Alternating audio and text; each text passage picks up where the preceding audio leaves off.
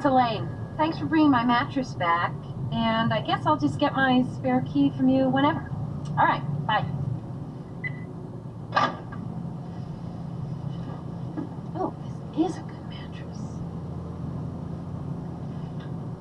Ah.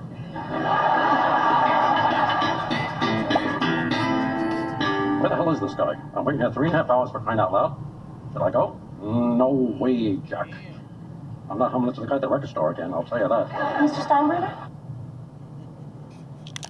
He almost freaking hurt. He didn't get over quick enough.